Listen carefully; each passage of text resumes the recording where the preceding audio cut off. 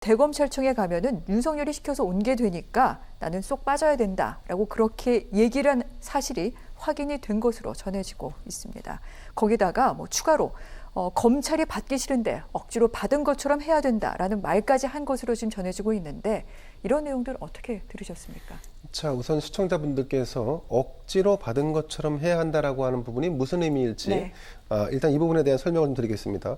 억지로 고발장을 받은 것처럼 해야 한다는 것은 이 고발을 한 주체와 고발을 받는 검찰이 무언가 내통한 흔적이 전혀 없고 그리고 전현직 검사들이 관여된 바가 전혀 없다는 것을 이런 차단의 목적이 일차적으로 있을 거고요. 그리고 이 검찰은 현재 사실은 친정권 성향의 검사들도 있고 또 뭐 약간 보수적인 성향의 검사들도 이렇게 약간 양분돼 있는 측면이 없지 않아 있죠. 근데 이런 고발장이 접수되면서 친정권 검사들에게 약간의 그 견제나 이런 것들이 있을 수 있는데 그걸 좀 약화시키겠다라고 하는 이런 목적 의식을 가지고 이 고발장을 만들고 제출하라고 했다라고 하는 이 의도성, 이 부분에 대해서 우리가 주목해 볼 필요가 있다는 겁니다. 자, 이로써 이제 김웅 의원은 그동안에 기억이 나지 않는다라고 했던 과거에 자신이 했던 발언, 조성은 씨가 나눴던 대화가 등장을 했지 않습니까?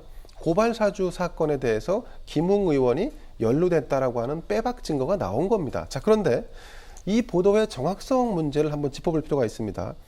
첫 보도는 MBC가 단독으로 보도를 했는데 여러분들도 아시겠지만 MBC가 최근 들어서 오보를 몇 건 했었습니다. 그것도 굉장히 큰 사건이었습니다. 이를테면 검언 유착 의혹 사건에서 상당히 큰 오보가 있었고 윤석열 부인과 관련된 취재를 하면서 경찰을 사칭하는 이런 이 과도한 취재도 있었습니다. 자, 그런 부분에 대해서 조금 생각을 해볼 필요가 있다는 부분이고 그리고 녹취록이라고 하는 것은 사실은 이 핸드폰 안에 저장되어 있는 것을 복원하는 것도 쉽지 않은 일입니다. 이 포렌식이라고 뭐 기술이 있다고 합니다만 그걸 다 복원해낼 수 있다는 것은 아닙니다. 100% 복원이 되는 건 아닙니다. 자, 복원 자체도 어려운데 그 복원된 녹취 내용을 수사 기밀을 취재 기자가 확보했다. 이건 더 어려운 문제죠. 자, 그런데 검찰이 왜 이 시점에서 녹취록이 복원됐고 그 내용을 과연 언론에 흘렸을까? 그럼 흘렸다고 하면 정말로 그 텍스트 원문 그대로 흘렸을까? 정확성에 대한 문제, 그리고 두 번째는 왜 이런 피의 사실을 검찰이 이 타이밍에 흘렸을까에 대한 문제. 사실 여러분도 아시겠습니다만 검찰 개혁을 하는 주된 이유 중에 하나가 이 피의 사실을 실시간으로 공표함으로 인해서 국민들에게 아니면 피의자에게 이 본의 아니게 피해를 주고 있는 이런 검찰 과잉에 대한 문제가 굉장히 중요한 화두였습니다. 근데 이 정권 들어와서 4년 넘게 계속해서 검찰 개혁을 했는데 다시 원위치로 복귀를 해서 4년이 개혁을 한 뒤에 지금에 와서 돌이켜 보니까 아직도 검찰은 실시간으로 피의 사실을 유포하고 있는 거 아니겠습니까? 자, 그러면 문재인 정권에서 추진했던 검찰 개혁이라는 것은 사실은 검찰을 장악하려고 했던 의도가 아닌가라고 하는 비판이 결과적으로 맞게 되는 현상을 맞았다. 이 사건만 놓고 해석을 한다면 그런 측면들이 있습니다. 네.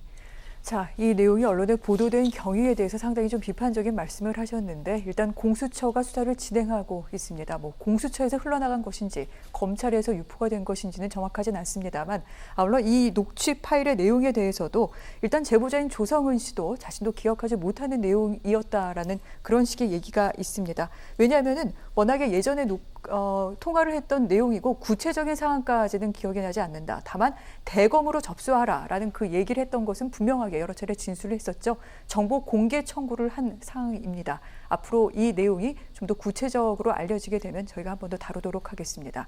이런 가운데 이 사안이 공수처로 간 이유 중에 하나는 현직 검사가 연루된 부분을 검찰에서 확인을 했기 때문입니다. 그래서 지금 공수처가 이 사건을 수사하고 있는 중인데 우리가 고발장을 만든다라고 김웅 의원이 얘기를 하고 있습니다. 그 우리, 누구를 얘기하는 건지 지금 여러 가지 분석이 나오고 있는데 어떻게 봐야 될까요? 이준석 대표는 좀 이것을 약간 좀 축소하는 그런 발언도 했는데요.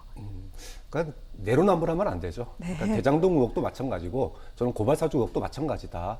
추측만 가지고 얘기하는 거는 대장동 의혹하고 똑같이 적용을 해야 됩니다. 그런 의미에서 뭐 새로운 내용 아니다라고 폄하하고 그럴 필요는 없다고 봐요. 자, 우리 만약에 김웅 의원 씨를 스스로 가리켜서 우리라고 얘기를 했다고 치자고요.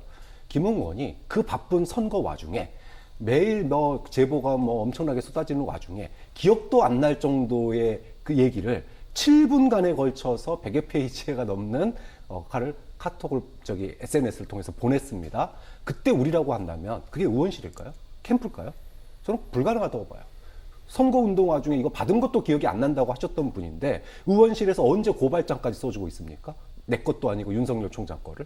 자, 그런 의미에서 여기서의 우리는 뭐 추측건데 이거는 검찰일 수밖에 없는 상황 아니냐 이렇게 놓고 본다면 지금 손준성 보냄이 조작된 게 아니라고 하는 게 밝혀졌고 지금 아직까지는 뭐 발표는 안 났습니다만은 검찰에서 이것이 작성된 정황이라든지 이런 게 있다라고 하는 내용도 지금 알려지고 있습니다. 네. 자, 여기에 김웅 의원은 기억 안 난다고 했지만 그 7분 가까운 그 통화 가운데서 검찰이 개입돼 있다라는 게 밝혀지면 안 된다라고 하는 뉘앙스가 분명하게 저는 있다고 봐요. 그렇게 본다면 이런 고발장이 검찰에서 작성됐다라고 하는 또 하나의 상황 증거가 나왔다. 이렇게 보면 지금 대장동 의혹도 수사가 이제 시작입니다. 저는 고발 사주 의혹도 이제 수사는 시작이라고 봐요. 네. 그렇게 본다면 지금 경선 국면이고 지지층들만의 어떤 선거가 이루어지기 때문에 이게 이슈화가 잘 안 돼서 그렇지 이제 본선 구도가 짜여지고 본선에 가게 되면 수사 결과 하나하나에 여야 후보의 일희일비가 바뀔 정도의 메가톤급 사안이 될 수 있다. 좀 그런 점에서 국민들이 양 당의 어떤 정치적인 주장에 휘둘리지 말고 네. 수사 결과 나오는 증거 이런 것들을 보고 검찰 수사의 결과를 보고 판단하는 게 저는 국민들이 지금 할 수 있는 최선이 아닌가 싶습니다. 알겠습니다. 그런 차원에서 각각 하나씩만 더 확인을 좀 부탁을 좀 드리도록 하겠습니다. 어제 정정식 의원실의 압수수색이 진행이 됐습니다. 공수처가 시작을 했는데 사실은 정정식 의원 같은 경우에는 당시 고발장의 어떤 그 통로로 지금 그렇게 얘기가 나오고 있습니다. 뭐가 좀 나왔을까요? 어제 수색에서? 뭐 빈손이었다 그러죠. 네. 김웅 의원은 조성은 씨한테 전달했는데 조성은 씨는 이거를 갖다가 고발장을 접수하지 않았습니다.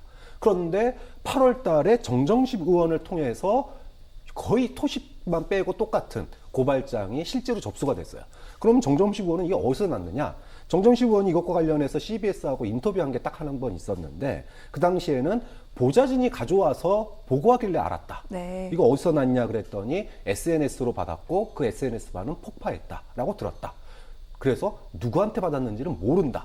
이게 정정식 의원의 말이었습니다. 자, 그러면 이번에 공수처에서 압수수색 들어간 건 그래 보좌진을 받았다 그러니까 보좌진의 컴퓨터 그다음에 SNS 스마트폰 이런 거를 압수하기 위해서 갔는데 남아있질 않는 거죠.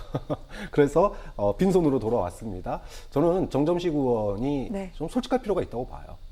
대장동 의원만 파헤치지 말고 네. 본인의 티도 좀 봤으면 좋겠다. 정말로 이게 검찰에서 온 거라면 누구에게 받았는지 저는 뭐 정정식 의원이 아니라 이걸 보고했다라고 하는 보좌진도 언젠가는 저는 이게 수사가 될 거고 또 언론 앞에 서야 될 날이 올 거라고 보거든요. 이 부분에 대해서 나중에 네. 국민의 의혹과 지탄 이런 것들을 받지 마시고 먼저 어디서 받았는지를 이야기하는 게 저는 국민들의 의혹을 해소해 주는데 도움 주는 거 아닌가 싶습니다. 알겠습니다. 그리고 윤석열 후보 캠프 측에서는 제보 사주다 이렇게 얘기를 하고 있죠. 제보자와 박지원 국정원장이 언론 보도 한 달 전에 만났었다라는 그런 사실을 가지고 지금 이렇게 여러 가지 좀 고발을 하는 일도 있었습니다. 공수처 박지원 국정원장을 입건했다라고 밝혔는데 이 사안은 어떻게 보십니까? 자, 고발 사주 의혹과 별개로 제보 사주 의혹도 있습니다. 자, 이 내용은 박지원 국정원장이 제보자와 이 제보자가 언론에 관련 내용 의혹을 전달했을 그 즈음에 수시로 접촉했다, 자주 접촉했다.